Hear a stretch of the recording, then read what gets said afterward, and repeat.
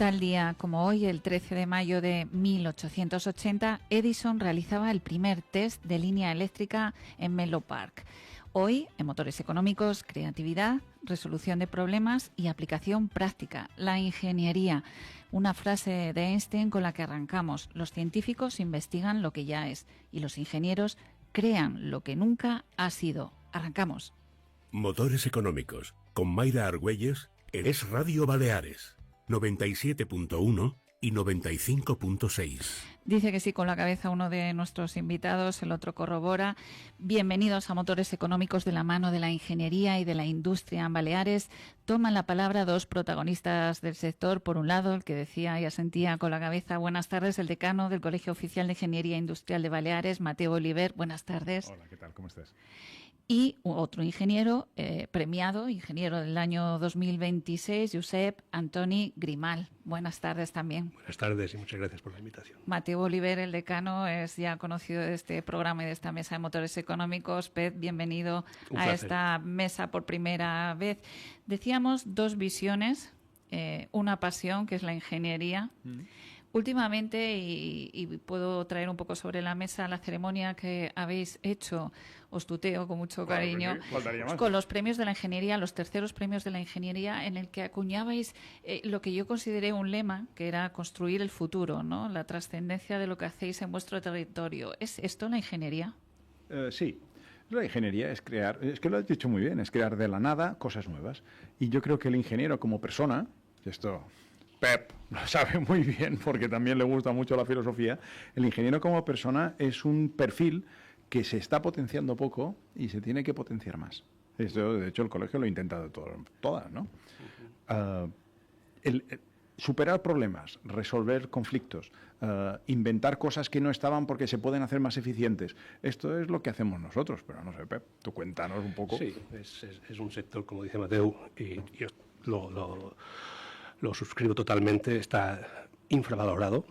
Creo que somos parte activa y humildemente, permíteme que lo diga, posiblemente parte de la solución a muchos de los problemas que nos enfrentamos hoy en día, cambios climáticos, energía, vivienda también, por supuesto, y la verdad que incluso nosotros mismos, lo decía en el evento, nos teníamos que querer un poco más, ¿no? Es verdad que, Mateo, y mira, aprovecho este altavoz otra vez para decir que el colegio, los dos colegios, el Colegio de Técnicos y el Colegio Superior, están haciendo una gran labor. Queda mucho por hacer, pero sí que veo necesario alcanzar la posición que creo que nos corresponde, que tienen otros técnicos con otros sectores. Estamos hablando con Josep Antoni Grimal Morey, que es el ingeniero industrial premiado en este año, en esta tercera edición de los premios de la ingeniería, tanto como profesional a título individual como a nivel de empresa con el proyecto Gene Group. ¿Qué es y qué significa para vosotros este premio, Pep? Bueno, significa una confirmación. Primero, una gran alegría y una profunda gratitud al colegio, ¿no? ¿Quién me iba a decir a mí ¿cuándo estudiábamos? Que estudiamos juntos, ¿eh? Cuando nos colegiamos en el 97, 8 por ahí, que acabaríamos. Sí, ha sido un gran impulso, una confirmación de que lo que hacemos lo hacemos bien y para mí que nos lo digan pues nuestros propios compañeros, pues imagínate, me ruboriza un poco, ¿no? Porque, ostras, hay muy buenos ingenieros en Baleares y que me hayan elegido a mí, pues imagínate. 27 años después, Mateo Oliver, en la carrera de Grimal. Desde el 2021 eres decano del Colegio de Ingenieros Industriales. Sí, el señor Grimal aludía como colegiado al cambio que percibe en el colegio, y es cierto que en estos años se habla más de la ingeniería, se habla más del colegio y de todos los proyectos. ¿Cuáles son los objetivos ahora mismo en el Colegio de Ingenieros? Bueno, los objetivos que tenemos es que nosotros lo que vamos viendo a raíz del cambio que está pasando, porque esto está pasando en todos los sectores. La gente piensa que solo le cambian su entorno y está cambiando todo. Nosotros vimos que el colegio no podía estar de la mano de sus colegiados, tenía que trascender. Es decir, El colegio era fantástico por la gente que lo conforma, pero aún así no podía estar girado mirándonos el ombligo. Teníamos que abrirnos a los demás. Yo me acuerdo conversaciones en juntas que teníamos cuando empezábamos en el colegio, ¿no? Y el problema siempre era ¿qué hay de lo mío? Entonces yo quería cambiar la narrativa. Yo lo que quería decir es que ¿qué hay de lo mío? No, ¿qué hay de los demás? Y luego hablarán de lo nuestro. Pero en principio hemos de resolver el problema de los otros. Y cuando nosotros les resolvamos el problema, redundará en nosotros, ¿no? Entonces, se plantearon una serie de caminos que los hemos ido sistemáticamente cumpliendo. Uno de ellos era la fundación. La fundación para nosotros era nuestro... Suena mal decirlo de esta manera, pero nuestro brazo armado. Nosotros veíamos que la industria, que es nuestro entorno natural, está en peligro de extinción. Tú dices, hombre, si la jungla que me soporta a mí, que es la industria, está en peligro de extinción, pues el que está adentro también está en peligro de extinción. Por tanto, hay que apoyarla directamente. Nosotros entendíamos que cuando tú haces una tarta y te pasas de harina, la tarta no sube. Entonces, ahora nosotros en la receta de la riqueza balear, y esto me gustó mucho porque al final aquí todos hemos vivido de lo que hay en las islas, y hay una gran parte importante de turismo, una gran parte de agroalimentaria, una gran parte de industria, de prefabricados, tal. Todo esto resulta que si nos pasamos, y ahora nosotros entendíamos que empezaba a haber un sesgo en pasarnos de un ingrediente, todo esto se iba a caer, porque no iba a ser una tarta, iba a ser una torta. Entonces, pensamos, mira, no hay que ir en contra de nadie, sencillamente, con que es un quesito, simplemente hay que hacer que esa parte, ese sector, crezca.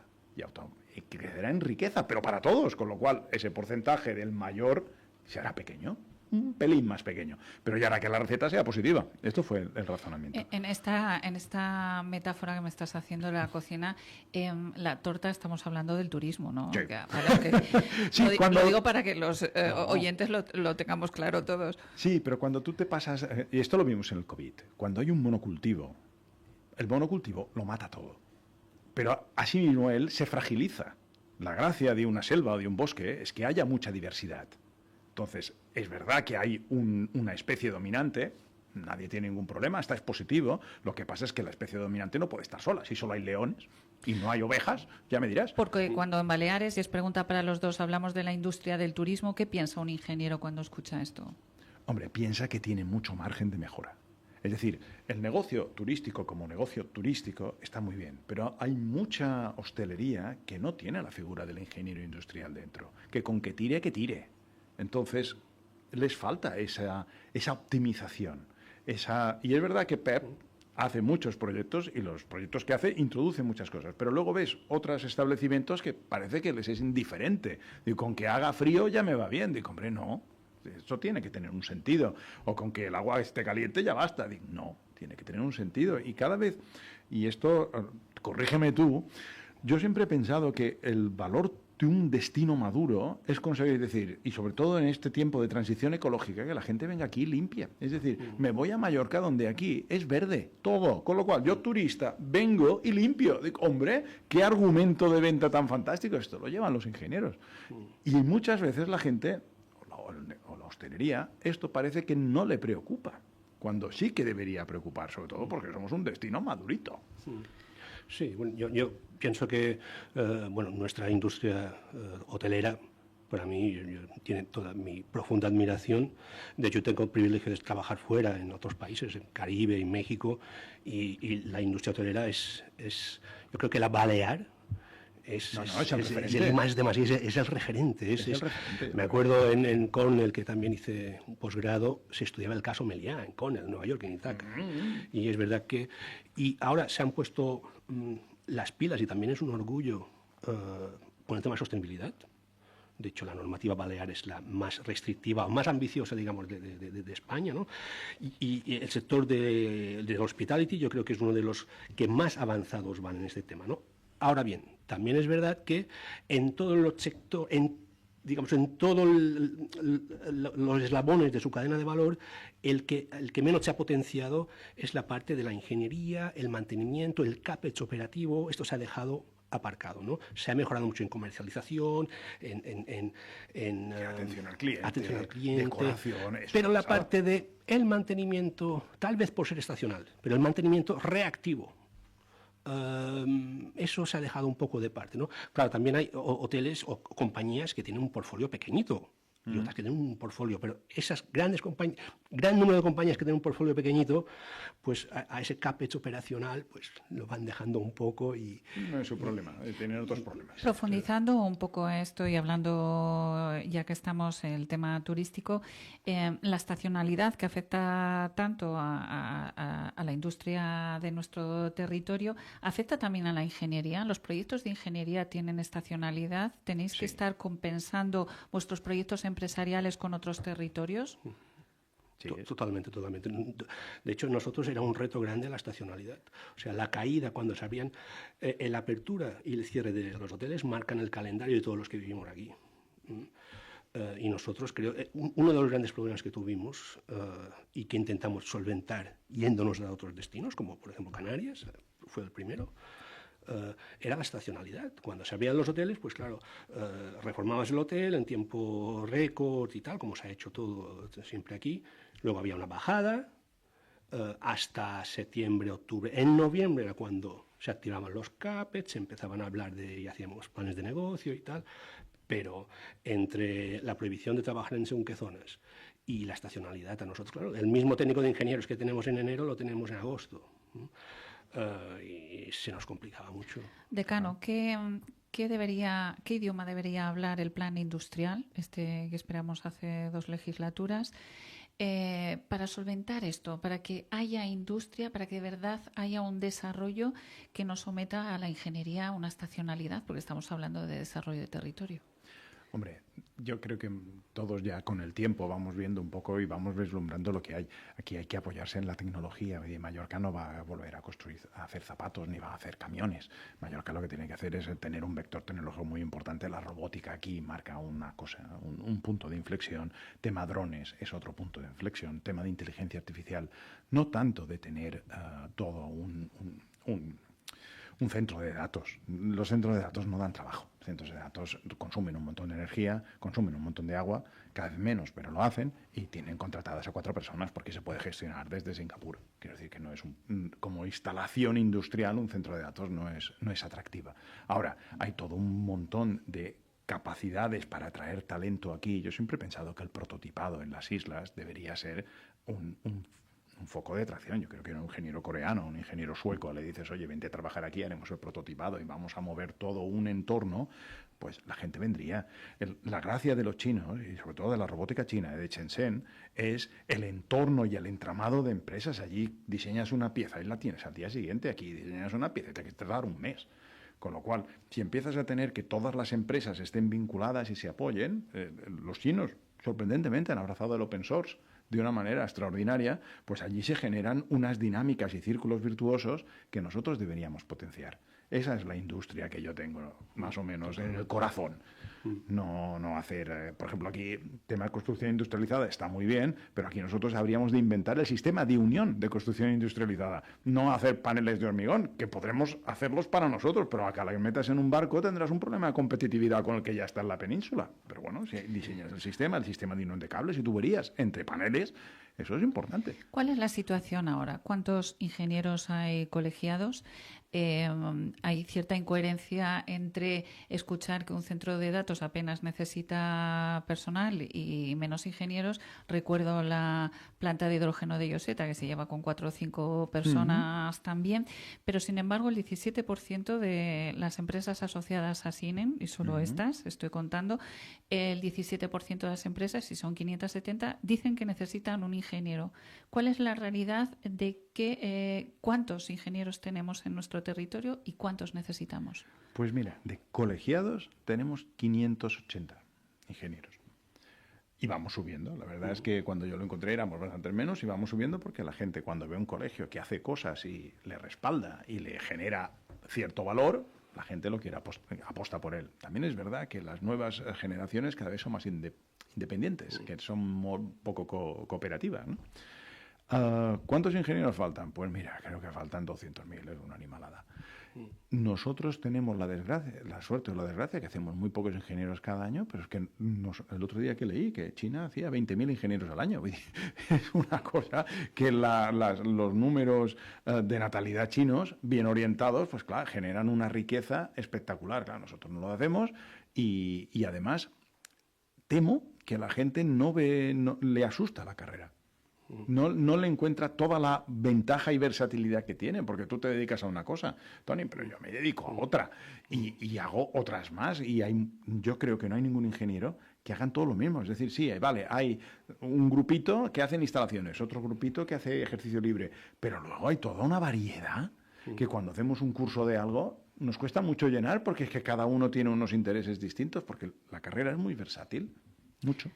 ¿Asusta la carrera, Pep, o asustan las matemáticas? Vosotros en Gene Group, ¿qué tipo de ingenieros necesitáis? Bueno, nosotros en Gene, nuestro core business son dos, es el project management que ofrecemos y la ingeniería de instalaciones principalmente, ¿no? Luego sostenibilidad, el asset management. Y necesitamos pues ingenieros industriales, técnicos o superiores, especializados. Eso del ingeniero que, sí, yo soy ingeniero y sé un poco de todo, al final no sabes nada de nada. Hoy en día eres ingeniero mecánico especialista y tienes herramientas dominadas con BIM y eso es lo que buscamos. Es muy, muy, muy, muy, muy difícil, hasta casi diría yo, desilusionante, ¿no? Intentar buscar talento, retener talento aquí, en Baleares es muy difícil. En Ibiza y en Menorca ya... Y en cambio en otros sitios pues es fácil. Aquí las universidades pues hay poca formación. Si salen 100 ingenieros pues 30 se van a la administración pública, otros 30 se van a los hoteles, otros 10 se van a, no sé cuántos me quedan ya, 10 se van a construcción. 70, vas por 70. El otro 10 es su padre, su tío, su primo, es tal, y se mete y te quedan 20. Ahora, hazlos venir a estos 20. No, es que estamos en Manacor. Te quedan 7. Tuvimos que abrir oficina en Palma y en Manacor porque estos 40 kilómetros perdíamos talento por la carretera. Es muy difícil. Y además lo que comentábamos antes del convenio, ¿no? Lo tenemos francamente difícil. Y el relevo generacional, pues, no sé tal vez si ahora está más especializada la carrera, ya no hay ese plus que teníamos nosotros, que era aquel abanico tan grande, ¿no? Que podías... La desilusión en la gente joven, tal vez, de que no existe este axioma de que tú estudias y la vida te irá mejor, ¿no? Hoy en día este axioma, por desgracia, no existe la gente joven, ¿no? Y luego, Mateo, no sé si el término acuñado de ingeniería blanca es adecuado, pero las ingenierías que no son ingenierías o ingenierías que no puedes firmar, ¿esto contribuye a enriquecer o dificulta el camino? Yo creo que... Y te lo digo con el corazón en la mano, ¿eh? Nosotros abrimos la asociación a todas las ingenierías. Ahora que bien, que tengo un sitio para decirlo, pero nosotros tenemos el colegio, que da el visado y tal, y luego tenemos la asociación. Entonces hicimos un cambio normativo en la asociación para que todos los ingenieros relacionados con la industria, y esto es muy ancho, pudiesen asociarse y estar con nosotros y tener los mismos ventajas que tenemos en el colegio, pero sin el visado, porque el visado no me lo inventé yo, me lo dio el Estado y yo lo gestiono y lo administro y me lo dio para los ingenieros industriales. Esta es la única cosa. Todo lo demás tienen exactamente las mismas ventajas que los colegiados, porque la idea es que cuanto más seamos, más sumaremos. Tener otros ingenieros de otros pelajes, por decir así, conjuntos, no es un riesgo, es un enriquecimiento. Nosotros, lo que ha dicho Tony, yo... Perdón. Has aceptado a medias. A medias. Yo me hice ingeniero precisamente por la versatilidad que tenía la carrera. Bueno, además de que mi padre es ingeniero técnico, que es los primos hermanos que tenemos, ahora nos han cambiado esto. Ahora han hecho que tú haces un grado y te especialices y ese es un máster y te generalizas. Esto es una locura cuando lo explicas a alguien. Dices, ¿cómo que primero me especializo y luego me generalizo? Coño, nosotros empezamos estudiando todo lo básico y nos generalizamos abajo y nos especializamos arriba. Sí, exacto. Y eso a nosotros nos han hecho un traje, pero yo creo que lo pagará el Estado. Toda España va a pagar este mal diseño. Y hablando de otros pelajes, si abrimos el melón de la inteligencia artificial en vuestro sector, por un lado, desde el punto de vista del colegio, cómo enriquece o no, y Pep Grimal, desde el punto de vista empresarial, cómo os afecta la aplicación o la incorporación de la inteligencia artificial en vuestro sector. Primero, colegio. Pues mira, yo además de ingeniero industrial soy grado en informática y además... Con otro colegiado, con Jaume Vidal, hemos hecho la inteligencia artificial del colegio para el visado por inteligencia artificial. La inteligencia artificial es para los ingenieros industriales de ámbito ancho, que tenemos la perspectiva, nos ha hecho un favor, porque nos ha hecho mejores. Es decir, lo que ha mejorado más las personas de nuestra edad, 40... Teenagers. No voy a cuestionarlo. ¿No? Que tienen un conocimiento y saben criticar. El hecho de tener inteligencia artificial te da unas capacidades, te da superpoderes. Si tú no tienes ni idea y te dan la inteligencia artificial, pues sí, eres un mono con una pistola, hay que ir con cuidado porque te puedes disparar en el pie. Pero si tú ya tienes un bagaje y una experiencia y te dan este superpoder, le sacas un rendimiento que es el momento de nuestra generación, de entre 40 y 50. Yo creo que se nos ha tocado la lotería en esto. La inteligencia artificial yo creo que ha venido para quedarse y ha venido para que nosotros nos va a dar una gran capacidad porque van a cambiar muchas cosas. Yo creo que hay gente que se pone muy nerviosa diciendo, no, nos va a quitar el trabajo. No lo sé, a lo mejor lo que seguro que te lo va a cambiar. Y además vas a tener más capacidad para ser más humano, porque las cosas repetitivas, como hicieron los ordenadores y la automatización al principio, pero esa repetición creativa te lo va a dar la inteligencia artificial. Yo es que soy muy positivo, me sabe En tu mal, caso, Pep, desde el punto de vista empresarial. Sí, no, yo totalmente pues, apasionado con la IA. Lo estamos implementando porque casualmente a nosotros se nos juntó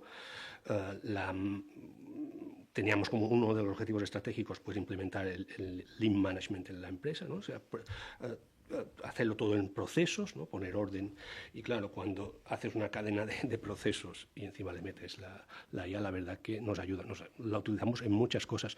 No son distintos motores en distintas cosas, ¿no? Utilizamos desde en licitaciones públicas, nos es de gran ayuda, en el project management, en licitaciones y hacer comparativos nos es de gran ayuda, en analizar contratos, en muchas cosas, la verdad que yo creo que ha sido, y es la punta del iceberg, que a veces me asusto, yo digo, ostras, ¿cómo hemos hecho una cosa que hacíamos antes de, vale, presente usted una oferta, una propuesta volumétrica con unos arquitectos para este proyecto, este promotor? Pues en 5 minutos.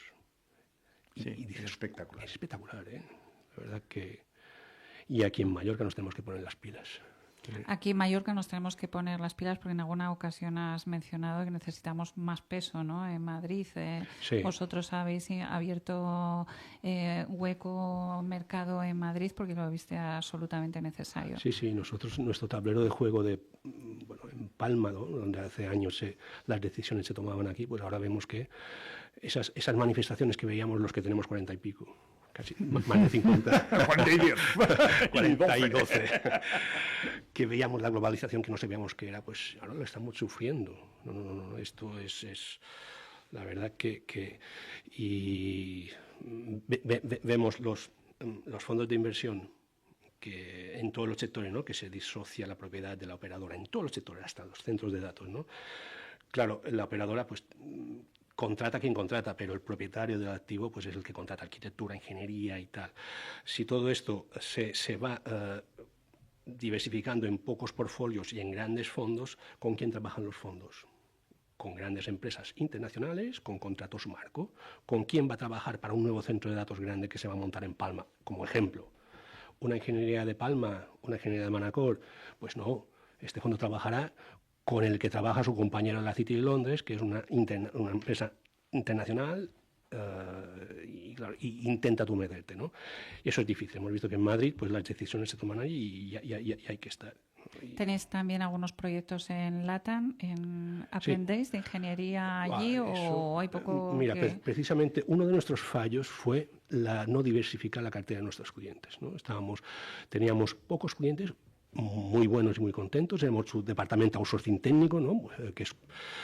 Pero la caída de un monstruo del turismo que todos conocemos el 19 de septiembre de 2019 pues nos hizo caer un 70%, y ahí dijimos diversificar no solo cartera de clientes, sino mercados, sectores, ¿no?